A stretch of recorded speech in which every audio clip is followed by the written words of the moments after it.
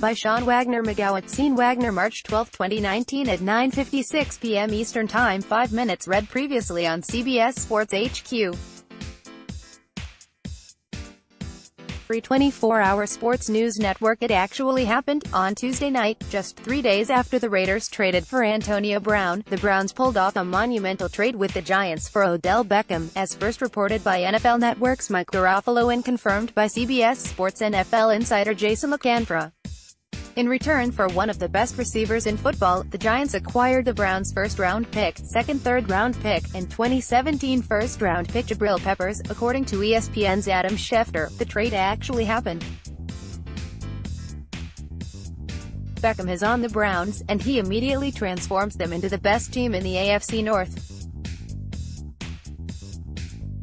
The Giants are suddenly without their best player, and they didn't even get the 2 first-round picks that many believed would be a requirement in any trade involving Beckham. Obviously, the winners and losers from Tuesday's blockbuster won't be known for some time. We need to see how the Giants use those draft picks. The players drafted with those picks need to be given a chance to step foot on the field in a Giants uniform. We also need to see how Beckham meshes with Baker Mayfield and Cleveland, in addition to considering his impact within the who are we kidding? Let's sort through the chaos and grade the trade right now, because as it stands, there's one very clear winner and one very clear loser. Yes, that could always change over time, but as of right now, give the Browns loads of credit for making the biggest move of the offseason and criticize the Giants for not getting as good of a haul that a player of Beckham's caliber should have fetched in the trade market. We begin with the Browns. Cleveland Browns. ATHE Browns won this trade. They just acquired arguably the league's best receiver, who is both 26 years old and under contract for 5 more seasons with an average annual base salary of roughly $14.5 million. Even if the Browns end up reworking Beckham's contract to give him more money, they just added arguably the league's best receiver, who is still in his prime, and they didn't even have to give up multiple first-round picks. Heck, they didn't even have to give up the first of their 2 third-round picks. Even after parting ways with 2 draft picks, they're still armed with 8 picks in the upcoming draft, 2 of which are a second and third-round pick. Here's what they're getting. Since Beckham entered the league in 2014, he ranks 3rd in receiving yards per game with 92.8, slotting in behind Julio Jones and Antonio Brown. In that span, he also ranks 3rd in touchdown catches with 44, even though he's missed 21 possible games. Put another way, DeAndre Hopkins ranks 2nd with 45 touchdown catches, but he's played in 20 more games than Beckham in that span. Translation: Beckham is in the top tier of NFL receivers. That much is indisputable. He turns the Browns into the best team in the AFC North 1 year after they went 7-8-1 with their young nucleus, even after Hugh Jackson actively sabotaged them during the first half of the season. The Steelers just lost Antonio Brown. The Ravens lost C.J. Mosley and Eric Weddle. The Bengals are still the Bengals. The Browns added Odell Beckham to an offense that already has Baker Mayfield, Nick Chubb, Jarvis Landry, Antonio Callaway, David Njoku, and Kareem Hunt, not to mention a defense that ranked 12th in DVOA. This is good. Browns offense: QB, Mayfield RB, Chubb WR, Beckham WR, Landry Robinson LG, Batoniak, Tretter, Corbett, Hubbard, NJOK UWR, Callaway. That's pretty good. And the defensive talent's not bad either. Albert Breer, at Albert Breer, March 13, 2019. According to Sportsline's Stephen O., the Browns' chance of winning the AFC North has risen to 63.1% with Beckham. Their projected number of wins has jumped to 10.1. That's a clear win. New York Giants, first-round pick this year, no. 17 overall, third-round pick this year, no. 95 overall, Jabril Peppers. Let's start with the obvious. The Giants just got significantly worse by parting ways with one of the league's best receivers.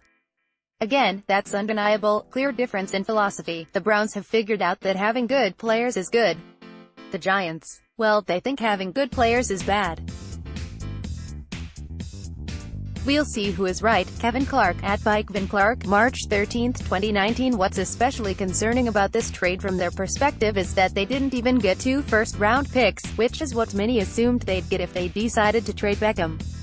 As NFL Network's Kimberly Jones said on Tuesday shortly before the trade, would 2 no. 1 picks do it? Perhaps, but there doesn't seem to be a team lining up with that kind of mega offer for Odell Beckham Jr. In the end, the Giants settled for the no. 17 picked the no. 95 pick, and Peppers. If the Giants had called around and told teams that the best offer they had for OBJ was a 1-3 starting safety, would anyone have beat it? Hard to believe this is the best they could do. Kevin Seifert, @SeifertESPN, March 13, 2019. Maybe they'll draft a great player with those picks. Given the draft is a crapshoot, it's more likely that they won't hit on both picks. It's even more unlikely that either of those picks will result in a player as impactful as Beckham. In Peppers, the Browns are getting a good, but not great young safety who will replace Landon Collins. He'll be a nice addition, but he's not magically transforming the Giants' defense into a top unit. The timing of the trade, which factors into their grade, is also puzzling. If the Giants were so eager to get rid of Beckham that they settled for the Browns' offer, why didn't they trade him a year ago before they handed him a 5-year extension? The Giants paid Odell Beckham $21.459 million in 2018 as part of his new 5-year $90 million contract. He played 12 games before season-ending quad injury. What a waste of money. If they were going to dump him, they should have traded him last year before signing him. Gary Myers, @GaryMyersNey, March 13, 2019. If the Giants were sick of Beckham's antics, they never should have given him the $90 million extension. Not pay him and then trade him away. Lindsey Jones, @BylineSayJones, March 13, 2019. Not only that, but according to Over the Cap, the Giants will take on $16 million in dead money too. That's a significant amount of money to be paying a player who doesn't play for your team anymore. This is not a list teams want to be on. No one's surprised, the Steelers and Giants are both on it after dealing away their highly paid receivers. Even Giants general manager Dave Gettleman indicated 2 months ago that trading Beckham so soon after signing him to an extension wouldn't make much sense. Gettleman: we didn't sign Odell to trade him. New York Giants, @Giants, January 2, 2019. The Giants are now committed to a full rebuild 1 year after they passed on drafting a potential franchise quarterback in order to take a running back with the 2nd overall pick. While Saquon Barkley has proven to be a tremendous talent, his awesome rookie season also proved that he alone can't turn the Giants into contenders. Considering the Giants are in the beginning stages of their rebuild, Eli Manning is still their quarterback, it's not at all unreasonable to suggest that by the time the Giants are ready to compete, Barkley will no longer be on his rookie deal. This is a disaster for the Giants. They traded away their best player in the prime of his career for a disappointing price less than a year after they gave him a huge contract. They're now beginning a rebuild 1 year after taking a running back over a quarterback with the number 2 pick in the draft. It's almost like they've been operating without a clear plan or direction.